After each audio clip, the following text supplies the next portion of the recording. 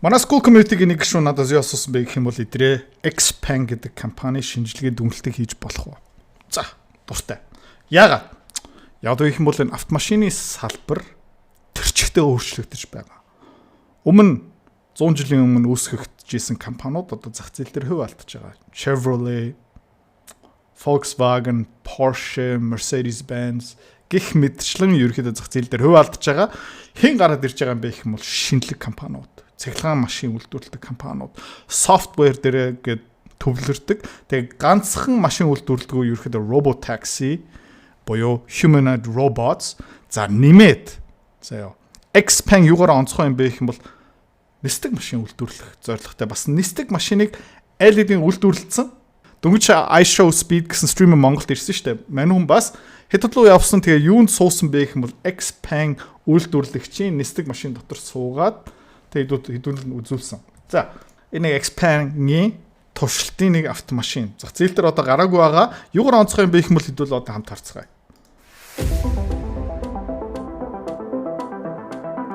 Багажн дотор хоосон биш ээ. Тэнд багажн дотор юу байгаа юм бэ гэх юм бол дахиад нэг машин дотор дахиад нэг машинтай.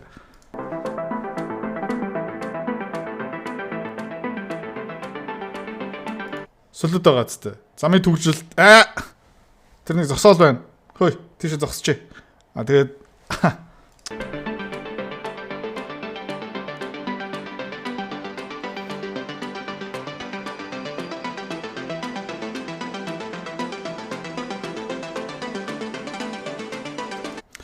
тэгээд нэг юм байгаа заяа. Ийм нисдэг тэргийг жолоодно гэдэг чинь айгүй их чадвар хэрэгтэй. Сургуульд орох хэрэгтэй. Тархиа хөгжүүлэх хэрэгтэй гэсэн үг заяа. Гэхдээ сони юм бэ гэх юм бол химэл байхаа нэг хийчих юм бол хүн гэдэг жолооч гэсэн юм байхгүй болно. Хүнээсээ хамаагүй сайн жолооддаг болно. Тэ? Салхи, малх, хаанаас өөр нисдэг тэрэг юу байна? Кабель, мабель, шон, мон бүгдийг харж чаддаг гэсэн үг. Тэгэх юм бол ийм юм хамгийн аюулгүй тээврийн хэрэгсэл болох юм шүү гэсэн юм байна.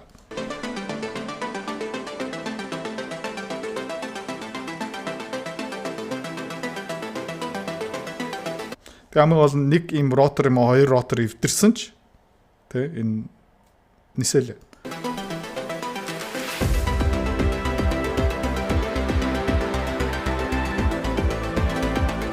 Ганцхан ядаргаатай юм бэ гэх юм бол тэр чимээ. Тэгээ Xpeng-ийн видео гарахтаа энэ чимээгийг сонсуулах байгаа. Тэгэл ерөөхдөө хотын төвөөр иймэрхүү машин явна гэдэг чинь хаасаагаа дрон тайдаг нэ оройс ингэ сонссон шүү дээ. Гэл тэ энэ ерөөхдөө төстэй гэсэн үг.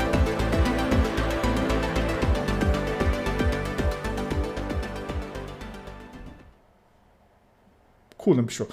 Тэгээд хэдүүлээ одоо юу их юм бэ гэх юм бол энэ Xpeng гэдэг компани гүн санхүүгийн шинжилгээ дүнэлтөд орно. За иймэрхүү юм сонихгүй байгаа хүмүүс одоо өөр видео үзэж болно.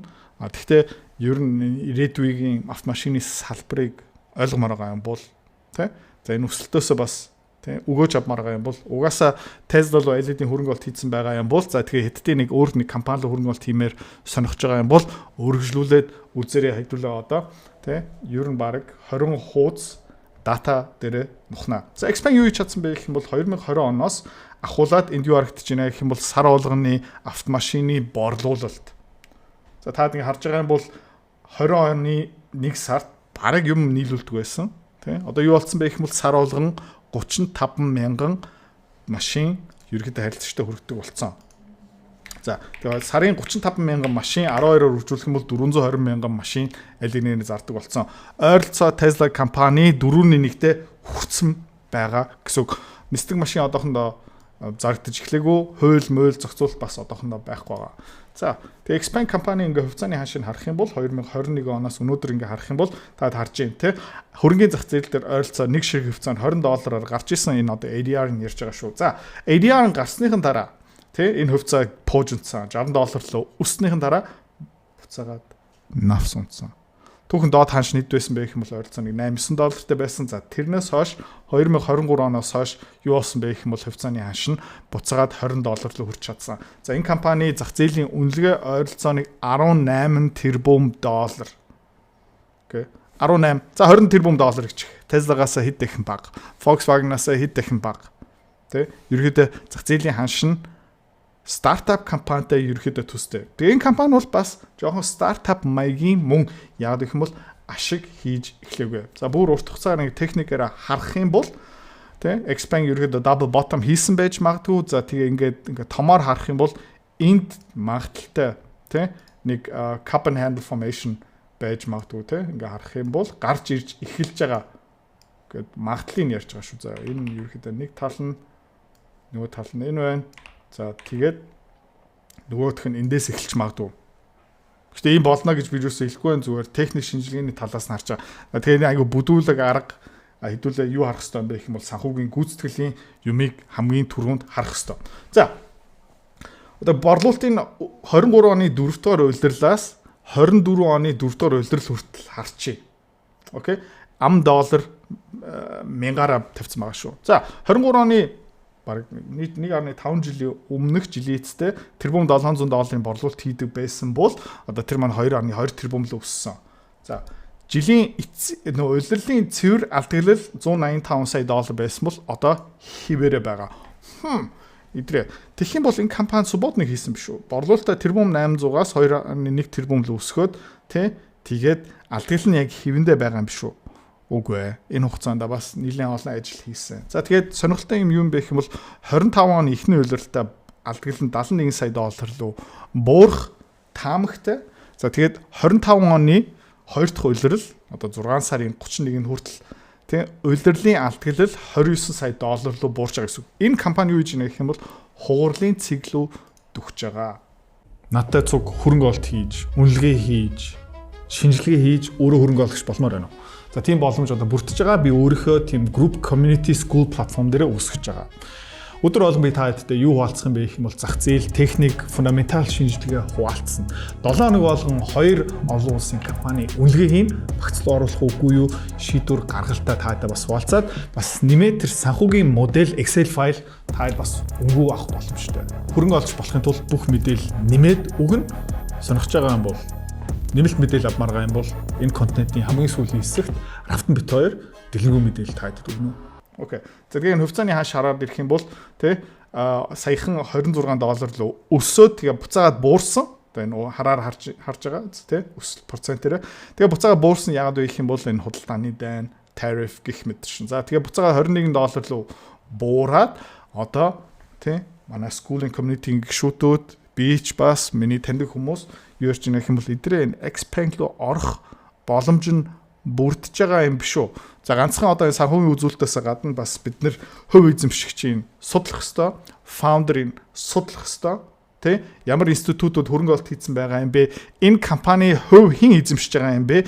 Ямар нөлөө үзүүлдэг юм бэ? Сайн хувьцаа эзэмшигч юм уу, үгүй мүү гэх мэт шин бүгдийг харах ёстой. За буцаага санхүү руу орцгоё. За тэгээ ингээд та харж байгаа юм бол 2024 оны 1 сараас 12 сар хүртэл сарын delivery харах юм бол сайхан өсөлттэй байгаа. За өсөлт нь ханаас гарч байгаа юм бэ гэх юм бол MO3 модель эхлүүлсэн, P7 модель бас явуулсан. Ямар төрлийн модель юм бэ гэх юм бол хямдхан. За MO3 модель бол 131 мянган юанаараа зарагддаг. 131 мянган юан одоо доллар юан хэд вүлээ нэг 8 хавцаа байгаа болов тий. 8-аар хуваах юм бол хэдэн $16 мянган үнэтэй машин баггүй айгүй хүртээмжтэй хямдхан машин гаргасныхан дараа борлуулалтанд дээшээ пуужиндж эхэлсэн. BYD-тэй ерөөхдөө адилхан стратегтэй. Tesla-гийн эсрэг стратеги. Tesla-гийн машинууд ерөөхдөө үнэтэй премиум сегмент. Xpeng ямар салбар руу ямар зах зээл орсон бэ гэх юм бол хямдхан зах зээл рүү орсон. За тэгээ хямдхан загвар зарж эхлээд тэр нь ихээр зарагдаж эхлээд энэ ерөөхдөө BEV юу гэсэн үг юм бэ гэх юм бол battery powered electric vehicle. За батарейтай цахилгаан машин. За зах зээл дээр ер нь бол 2024 оны 5 сард ойролцоог 2% эзэлдэг байсан бол хүртээмжтэй хямдхан загвар гаргасныхан дараа 2024 оны 12 сард зах зээлийн хувиа бараг 2-д нугалж чадсан. 5.2 руу нугалж чадсан. За тэгээд нэмээд ерөөхдөө эхний улиралтаа бүр 7.9, 8.5% руу өсөх хандлагатай. Ерөөхдөө өөрөөс нь 100 өсөлтөгчөөс зах зээлийн хувь булаагаад авч байгаа. Хинээс булаагаад авч байгаа юм бэ гэх юм бол Zeekr жоохон буурч ийн, Nio угаасаа удахгүй Unfortunate санаа зовлтгүй. Тэгээд энэ хэдэн компаниуд бүгд төр ерөөхдөө дээшээ зураас дагаад аягүй сонирхолтой. Тэ Xpeng жоохон буурсан байна л да. А гэхдээ Li Auto өсч чинь, Tesla өсч чинь, BYD, Xiaomi, Deepai, Chang'an тэ NIO бас жоохон өсч байгаа. Гэхдээ NIO бохир ашигч хийж чаддгүй компани шүү заяа. Тийм учраас NIO-гийн хувьцаанаас олгоогаараа. Эдгээр хинээс зах зээлийн хөв булгаад авч байгаа юм бэ гэх юм бол Nissan, Toyota, Volkswagen, Mercedes-Benz гэх мэт шиг гадны брэндүүдийг зүгээр бодоо олгож байгаа гэсэн үг заяа. Окей. Тийм учраас эдгээр бүгдээр ерөөхдөө өсөлтөд явж байгаа. За тэгээ борлуулалтын тренд хэдүүлээ ингээ харах юм бол заяа. Тэ? Өнгөрсөн таад ингээ харж байгаа юм бол энэ сонирхолтой юм бэ гэх юм бол Хятадын цагаан сарын үеэр ерөөхдөө борлуулалт ерөөсөө явдггүй юм аа. За тэгээд ингээд Хятад цагаан сарын тийм бууралтаасаа ингээ харах юм бол байн пуужинж байгаа юу юм бэ гэх юм бол заяа хүртээмжтэй автомашин. Тийм сараас сарын хооронд борлуулалт ингээ өсөөл явж байгаа ерөөхдөө нэлээд сайн мэдээлэл гэсэн үг. За тэгээ хэдэн мянган машин хүрэж байгаа юм бэ гэх юм бол тий таад ингээ харж ийн өсөлт ингээл одоо 2025 оны эхний 3 уйлралтаа ерөөхдөө түүхэн дээд хэмжээндээ хүрээл явж байгаа. Тэгээ таамагууд нь менежментийн амнаас нь юу гарч байгаа юм бэ гэх юм бол өссөөр л байна. Тэгээ бид нар зах зээлийг булааж авнаа. За 2025 оны борлуулалтын түн ингээд ингээ харах юм бол тий иймэрхүү 2.5 тэрбум доллар, 2.6 тэрбум доллар уйлрлаараа ингээ хараад үзэх юм бол энэ он шүү заяа. Иймэрхүү таамаг тавьж байгаа. За тэгээ 2026 онд бүр дээшээ явна гэсэн таамагтай байна. 2026 оны жилийн эцсийн улирал юу болох юм бэ гэх юм бол манай компани 4.6 тэрбум машин зарах гэсэн ерөнхийдөө урьдчилсан байдлаар баттай юм юусэн биш шүү заяа. Энэ дээр бас амиа тавихгүй байна. Зүгээр хальт ингээд өөрийнхөө төлгөөгөө хуваалцаж байгаа.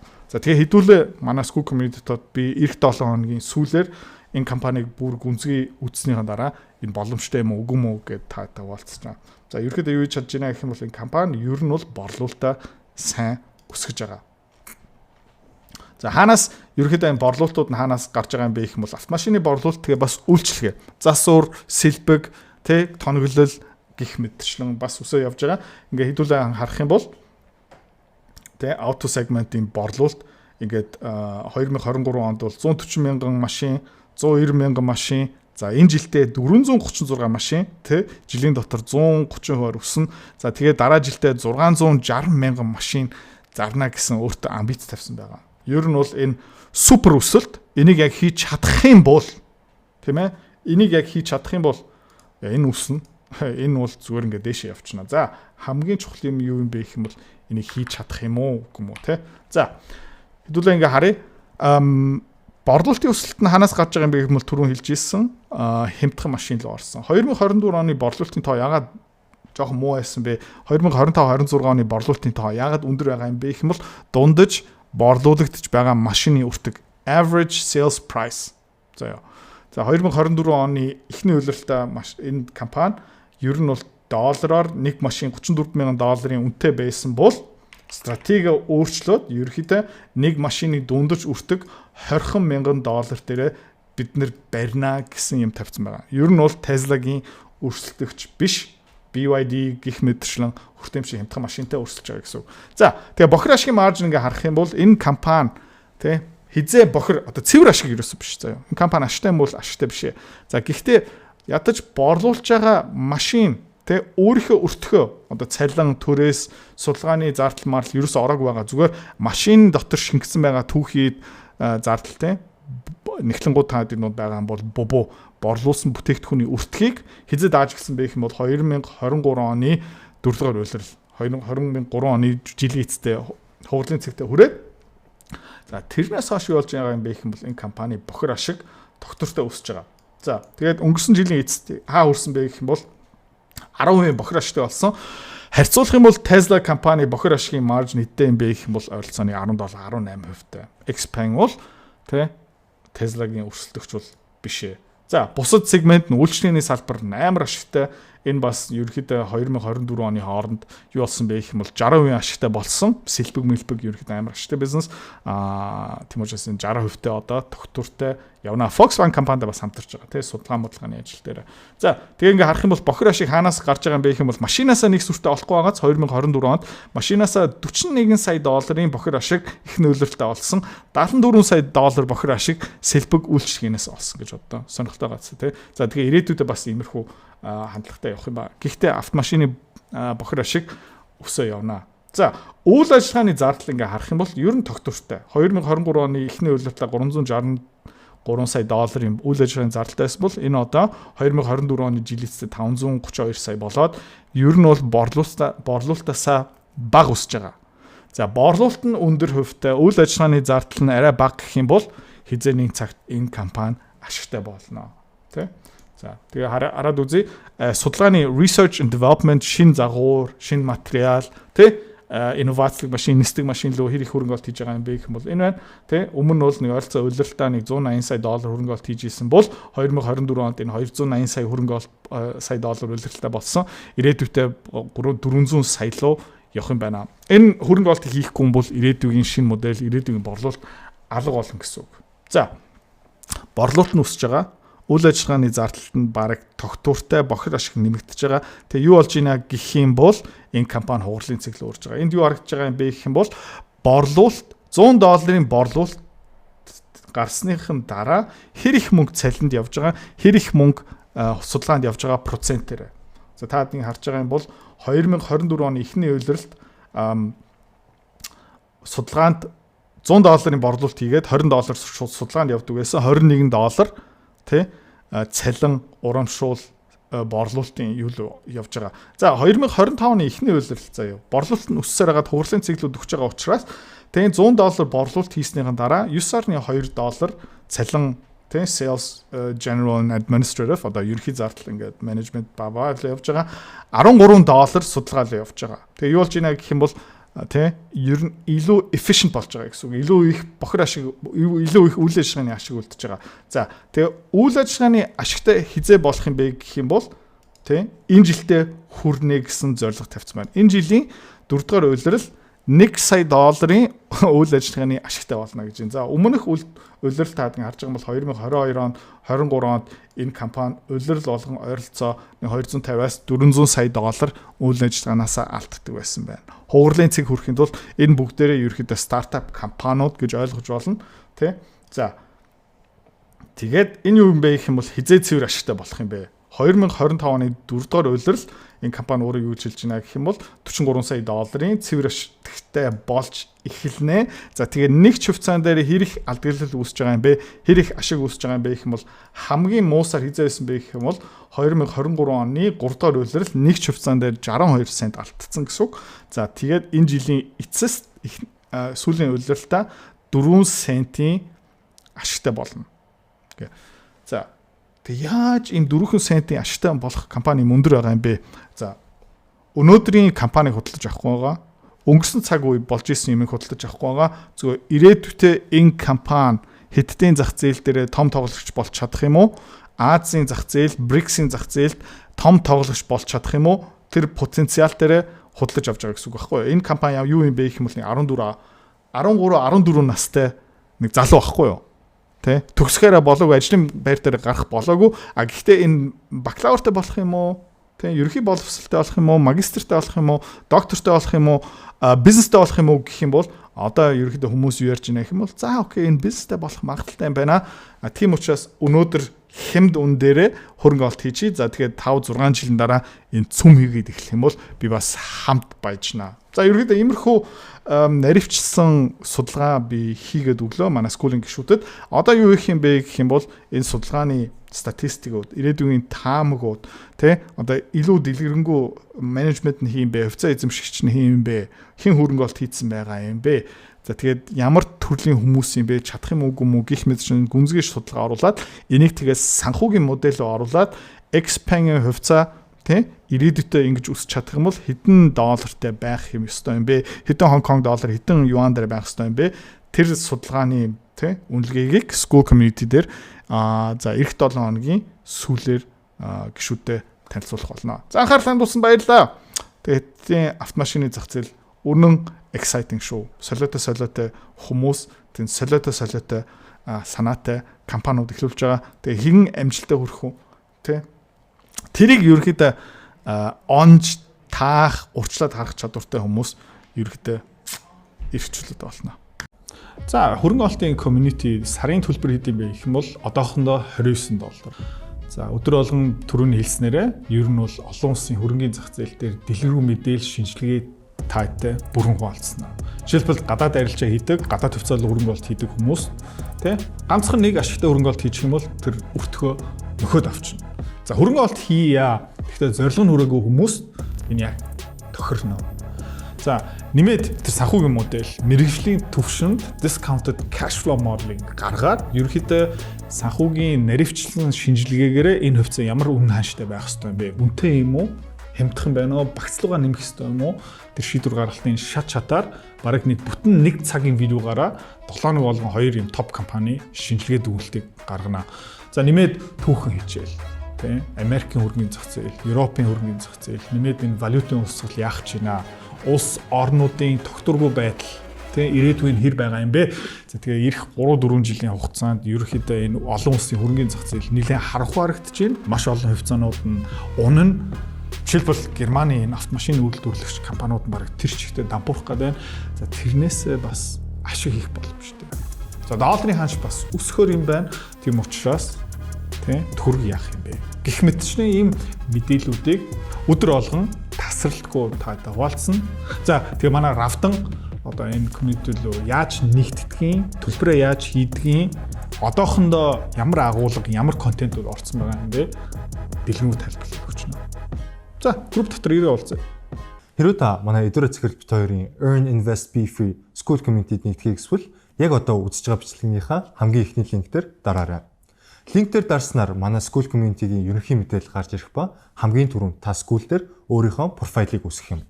Профайлаа үүсгэхийн тулд та заавал нэг зураг, өөрийн овог, нэр болон мэйл хаягаа оруулах шаардлагатай. Профайлаа үүсгэсний дараа та join гэж дараад Visa карта холбоно. Visa карта холбосноор сарын $29 төлбөр нь шууд татагдаад та манай community-д нэвтрэх эрхтэй болно. Манай community-д орж ирснээр юу байгаа юм бэ гэвэл одоо аль хэдийн 10 компанийн үнэлгээ, түүний Excel файл, давтамжтай ордог зах зээлийн шинжилгээ, судалгаа болон анхан шатны бүх суурь мэдээллүүд орсон байгаа. Мөн та надтай холбогдоод бүх зүйлээ асуух боломжтой. Хэрвээ танд сонирхолтой санагдчих байвал манай community-д нэгдээрэй.